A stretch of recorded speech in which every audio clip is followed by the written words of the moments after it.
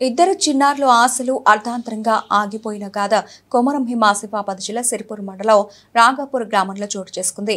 జరిగిన తీరు ఎవరినైనా ఆలోచనలో పడేసే తీరుగా ఉంది. చిన్నారులు అమ్మా నాన్న గారాలతో మురిసిపోయే వయసులో బతుకు బండిలో తల్లిదండ్రులను కోల్పోవడం, ఓ కుటుంబ కలల్ని క్షణాల్లో కోల్పోవడం ఆ గ్రామంలో విషాదకరం. గ్రామానికి చెందిన హనుమంతు, సోయిన్ లక్ష్మి దంపతులు ఆర్థికంగా వెనుకబడిన ఈ కుటుంబం రోజువారీ కూలీ మరియు చేను పనులు చేసుకుంటూ జీవనాన్ని నెట్టుకొస్తున్నారు. వీరికి ఇద్దరు పిల్లలు, ఒక కుమారుడు, ఒక కుమార్తె. కుమారుడు చంద్రపాన్, కుమార్తె జంగుభాయ్. వీరి తల్లి సరిగ్గా 2 సంవత్సరాల క్రితం అనారోగ్యంతో బాధపడుతూ మరణించింది. అప్పటి నుండి తల్లి తండ్రి రెండు తానే అయి ఆ ఇద్దరు పిల్లలను అల్లారు ముద్దుగా తండ్రి హనుమంతు చూసుకుంటున్నాడు.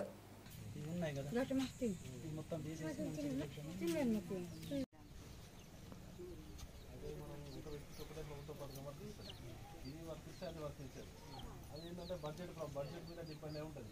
బడ్జెట్ వస్తే అది వస్తుంది. అది బడ్జెట్ వస్తుంది కదా మనం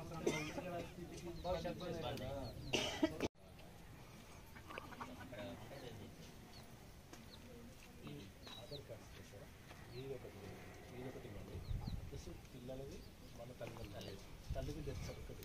తండ్రిది ఇంకా తీసుకోలేదు కదా, తల్లిది తీసుకోలేదు డెత్ సర్టిఫికెట్. ఇద్దరు ఆధార్ కార్డులు. 10వ తరగతి కాబట్టి చదువు వాళ్ళకి ఇబ్బంది ఉండదు. ఎప్పుడైనా పండుగలకి హాలిడేస్ వచ్చినప్పుడు మీరు తీసుకొచ్చుకుంటే ఏకలవ్య అయితే బెటర్. అడ్మిషన్స్ ఉంటాయి.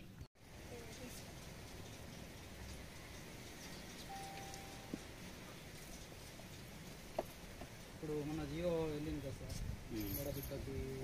అది ఇస్తారా? వాళ్ళకు మంచి ఎడ్యుకేషన్ ఇవ్వాలి. ఏం లేదు, చదువుకునేటట్టు మంచి ఇన్స్టిట్యూషన్లో జాయిన్ చేస్తే ఆటోమేటిక్గా వాళ్ళే సెటిల్.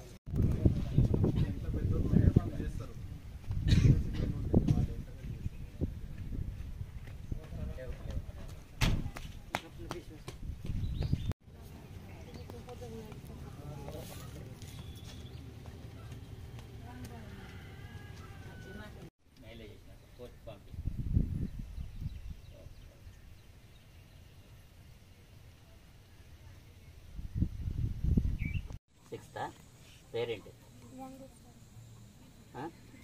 జంగేశ్వర్. ఏ స్కూల్? జైనూరా ఆశ్రమ స్కూలా? నువ్వు ఫిఫ్తా? 4th అంటే ఈ 5థ్లో ఇప్పుడు తల్లి ఎప్పుడు ఏంటి?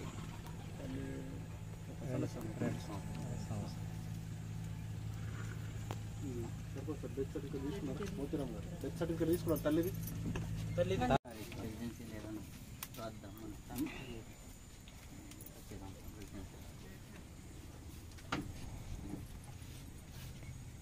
ఇప్పుడు ఎవరి దగ్గర ఉంటావు? మళ్ళీ అక్కడ పీటీజీలో ఉంటావు మరి?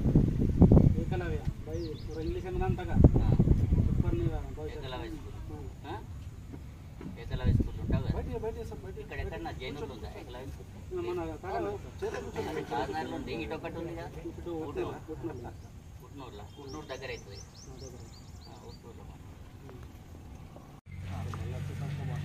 ఏమైతే చదువుతాను కదా, రెసిడెన్షియల్ స్కూల్లో మాట్లాడుతున్నాం. ఇప్పుడు ఆశ్రమ స్కూల్, రెసిడెన్షియల్ స్కూల్లో ఇప్పుడు 6th అయిపోయిందా? 6వ తరగతి చదువుతుంది. 6వ తరగతి అయిపోయింది. 6th అయిపోయింది. 7th ఇప్పుడు పోతే నువ్వు 4th సర్టిఫికెట్లు అవన్నీ డీటెయిల్స్ తీసుకొని ఇచ్చేస్తే దాని ప్రకారం మనం వీళ్ళని ఎక్కడ ఉంచాలి ఏంటిది అనేది సెట్ చేద్దాం. ఇప్పుడు 4000 నచ్చేది కూడా ఉంటుంది సార్? ఉంటుంది, కానీ ఇక రెసిడెన్షియల్ స్కూల్లో చదవాలి. రెసిడెన్షియల్ స్కూల్లో చదివితే రాదు. అయితే ఒక వ్యక్తికి ఒకటే ప్రభుత్వ పథకం వర్తిస్తుంది అన్నట్టు. ఇది 4000 ఏంటంటే బడ్జెట్ మీద డిపెండ్ అయిన పథకం అది. ఇప్పుడు వచ్చింది అనుకో, మళ్ళీ బడ్జెట్ ఎప్పుడు వస్తుందో తెలియదు. ఇప్పుడు పోయిన సంవత్సరం వాళ్ళకే